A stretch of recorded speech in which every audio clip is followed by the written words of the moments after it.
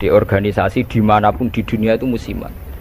Jadi makanya saya berharap penyebutan nama ini murni tamsil. Jadi jamaah di sini jangan salah paham saya mengvonis atau menghukumi satu yang disebut sa'il, yang disebut penanya. Karena organisasi itu kan apa? Musiman. Misalnya di Mesir bisanya Ikhwan, kalau di Irak bisa Partai Ba'ath, di Indonesia bisa Golkar, bisa HTI, bisa NU. Makanya saya katakan organisasi itu apa? Musiman. Jadi yang saya tanyakan kayak HTI itu tentang niat ingin mempersatukan umat Islam sedunia. Saya pikir semua umat Islam tiap kiai masih pas tukaran lah ya tetap muni wa'tasimu bihablillahi jami'a wala tafar. Kiai PKB nak pidato, kiai saiki do pecah. Orang lakoni wa'tasimu bihablillahi jami'an wala tafar. Sama HTI juga gitu. Dengan dia bikin organisasi sendiri, tidak mau ikut NU atau Muhammadiyah, bukti dia sendiri bikin perpecahan kan. Kalau dia hati legowo ngapain tidak milih yang sudah ada dan berjalan? Karena bikin organisasi baru itu sekedar diterima itu sak penggawean. Gamane cara Jawa krungu liyane NU mbek Muhammadiyah wis jinjo. Wis napa? Jinjo mergo gak populer. Kurang hebatnya FPI. FPI itu dipimpin oleh seorang Habib yang misinya jelas nahi mungkar. Itu di Jakarta juga ada kuat besar. Kalau niat baik semua umat Islam sedunia punya niat baik semua. Tapi pada level teknis atau kefiyah apa mungkin? Paling banter sebatas niat. Lho nggih sampean saiki penggali. Di Indonesia menurut kula pribadi. Kula nu cocok ra cocok, cara ditakoki pangeran, hak kowe organisasi mopo? Kula hanya milih di antara dua, NU atau Muhammadiyah. Untuk konteks Indonesia loh. Karena secara umum Rasulullah ngendikan bahwa kamu harus mengikuti al-jamaah. Fa inna yadawahi ma'al jamaah. Karena bikin yang baru-baru ini malah bingung kan. Setiap orang karena punya klaim fahamnya sendiri kemudian bikin. Ada HTI, ada jamaah tabligh, ada DI. Itu semua kan karena dari kekecewaan-kekecewaan itu. Tiap kecewa enggak? Nanti pengajian tafsir ya gitu. Makanya saya pakai Jalalain. Lain-lain itu sudah ada pakai Jalalain. Kajian gini di UGM, di ZUI, di UI itu sudah pakai Quran langsung. Ya ini kayak MTA itu Majelis Tafsir Al-Quran itu. Ya fahamnya macam-macam. Wong MTA teng Solo ini konten sing darani asu itu tidak apa-apa anjing. Karena di Quran yang diharamkan hanya celeng. Jadi sampean jangan terjebak. Sampean sebagai orang modern jangan terjebak. Kalau niat itu baik semua. Tapi ketika muninggo mempersatukan umat Islam dengan dia bikin organisasi sendiri dengan nama sendiri, gue nambahi jumlah perpecah. Lo enggak toh, misalnya organisasi ada Muhammadiyah, berarti percaya mau loro toh? Gara-gara sampean gawe dhewe percaya telu toh? Enggak kecewane gawe percaya papat toh? Aduh tetep loro ae, suatu saat rukun gampang wong loro ae. Wong saiki Hasyim Muzadi mbek Den Samsudin rukune ra karuan. Mergo Den ya anake Kiai NU, Den raine rai NU. Nah, cuma organisasine Muhammadiyah. Ayo kon tahlilan juara Den, bapake tukang tahlil. Bapake Den tukang tahlil. Lah wong Den iki sal nyucup wong sekretaris MUI riyen sekjen MUI. Bapake NU juga. Mulane pas Den riyen tukaran mbek Amin Rais dari Gus Dur. Din ketok asline, mesti ketok asline NU-ne terus ketok. Ya tapi nek ana jamaah napa MTA wonten napa Hizbut Tahrir wonten macam-macam niku. Mulane cocok ra cocok ora usah mutu. Nek ora cocok ya aja gawe organisasi dhewe, itu malah wae. Kula nu kenal Mbak Dirjen Depak, sering minta saran sama saya Dirjen Depak di Jakarta. Pak, saya ini pusing jadi Dirjen Depak. Ya saya ini kandidat menteri kalau saya jadi menteri doakan jadi menteri. Lalu apa Pak setelah sampai jadi menteri? Ya peta kok Pak ngadepi aliran-aliran. Sing tercatat tuh piro ning Depak 215 aliran teng Islam piro. Pinten 200. Pondok salafe gayane dhewe-dhewe kowe nyatet carane sendakep wong NU pirang-pirang. Ya toreko ning Indonesia piro? Mulai Naksabandi, Qadari, Tijani, engko aliran Wahidiyah, Ahmadiyah, buah entek utekem wis wiridane ngoten carane gedhe-gedhe ana ilmune. Dadi nak nganan niku pas tok jantung, mendiluk pas jantung gedhe-gedhe nak kliru ae. Makanya kalau niat semua orang itu baik. Tentu kabeh kiai sing tukaran nang kiai saiki ora gelem rukun ngene. Sing muni ngono ora rukun dhewe piye zaman akhir. Tentang demokrasi mohon kula wingi jawab. Demokrasi itu kan sesuatu yang tidak pernah ada. Ada orang Amerika piyambak. Di Amerika demokrasi apa? Partai hanya ada 2. Apa kayak partai liya ya serai? Riso. Di Amerika itu hanya ada Republik dan Demokrat. Makanya pakar-pakar demokrasi ya di Amerika itu. Negara demokratis sejati itu Iran, partainya nganti 200. Amerika itu kan demokrasi, tapi orang tidak punya pilihan. Mau tidak mau ya harus Demokrat atau Republik. Demokrasi itu kan orang boleh menentukan pilihannya sendiri, tapi kan orang itu kumpul orang banyak.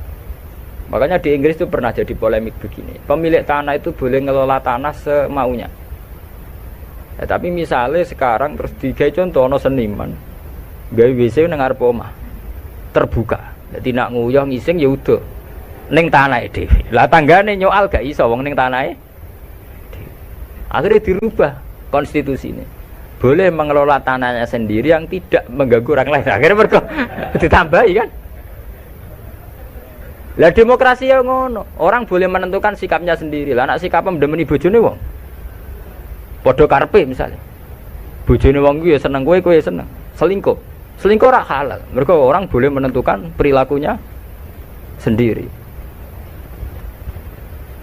Makanya kriteria demokrasi itu di baratlah demokrasi adalah hak untuk hidup, memilih agama, memilih kepercayaan. Tapi tetap pada bingkai aturan. Cuma aturan itu yang mereka tidak mau, milih Islam atau apa, milih konstitusi hukum positif, yaitu hukum-hukum legal, ilegal. Tapi tidak bisa, hidup tanpa aturan tidak bisa, karena tentu kita terkait sama hak orang lain. Misalnya gue di tanah tanam di. Nah, tapi misalnya terus gue gawe WC yang ngarep terbuka, uang nggak ya? Nah, sama itu yang kita pikirkan. Tapi saya lebih tertarik pertanyaan yang pertama. Jadi sampean jangan pernah ya, tertipu oleh berbagai jargon organisasi baru yang ingin bikin lebih baik. Karena itu hanya jargon saja, hanya kampanye saja. Faktanya tidak mudah. Wong NU sing wis suwi lahir, Muhammadiyah suwi lahir kepen ideal atau ideal? Apa meneh organisasi hanya NU lahir mulai Mbah Hasyim. Iku wae proklamasi ini napa jenenge peresmiane. Lahirnya sedurunge zaman tahun 11 12 zaman Sayyidina Mekah, golongane Mbah Muhaimin, golongane Mbah Hasyim zaman damel Samratul Raudhah teng Mekah. Niku ora tau ideal. Muhammadiyah ora tau ideal, pemenang gawe anyar. Lah kados HTI ini aku lho kenal mbek Cacah HTI, sampean nak pengamat. Aku akrab sedanten kanca-kanca kula HTI niku atas sing kenal lho. Genane wanita-wanita HTI iku demo pro poligami. Mergo dekne risau poligami kok disoal zaman rame-ramene agim poligami akeh demo anti poligami. Lha iku perempuan HTI iku demo pro napa? Poligami. Nggo nunjukno nek syariat Islam ngolehno poligami. Tapi ditakoki wartane. Apa betul ibu ikhlas kalau suaminya berpoligami? Ya ora siap tenan. Urusane pernah. Wong Islam kabeh tentang poligami itu kan murni perasaan saja. Artinya wong wedok nentang. Nah cara aku rasa ditentang ora kuat. Mbok olehno ora kuat. Ya sampean poligami mulai dhisik santi tak roh nak halal. Tetap dora poligami kan butuh dana bareng kan. Butuh dana rasa dilarang enggak. Yang jelas ngoten nggih. Organisasi itu masalah musiman. Di Mesir itu karena kecewa dengan partai pemerintah juga ada Ikhwanul Muslimin.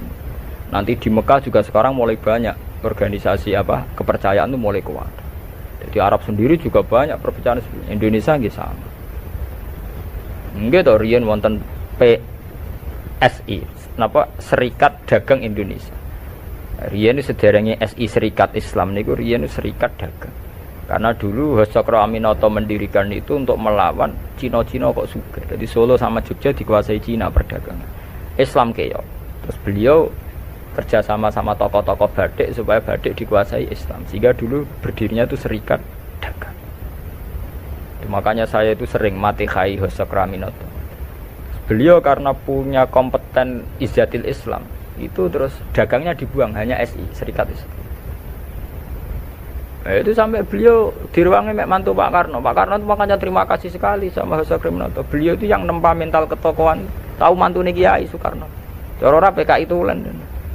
Fahamis komunis. Beliau itu kan terima paham komunis. Beliau itu muslim tapi menerima paham komunis. Sampai sempat bikin negara sing jenenge napa Nasakom. Itu dalilnya ingin ke persatuan. Makanya sampean ingat saat Soekarno bikin Nasakom, dalilnya juga persatuan. Karena bagaimana mungkin sebuah negara dengan pemilih sekian juta kok kita hapus? Paham komunis di Indonesia itu sekian juta. Masa kita hapus? Atas nama demokrasi karena PKI partai besar kita rangkul. Soekarno bikin negara yang bernama Nasakom di bawah Nasional Komunis Islam.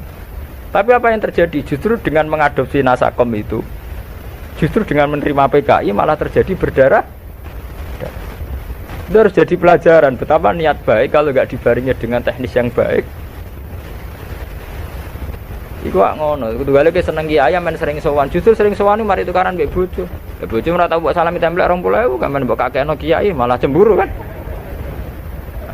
Lho kula kiai lho ngomong dadi adil lho. Padahal sowan kiai maksudnya anut syariat kiai wa asiruhunna bil ma'ruf. Nah mbek bojo kumpuli sing apik.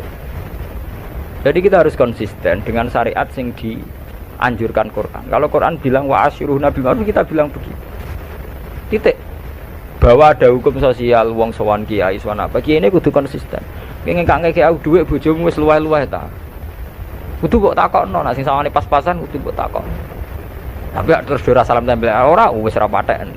Tapi yang penting kan kita sesuai sunnah Rasul.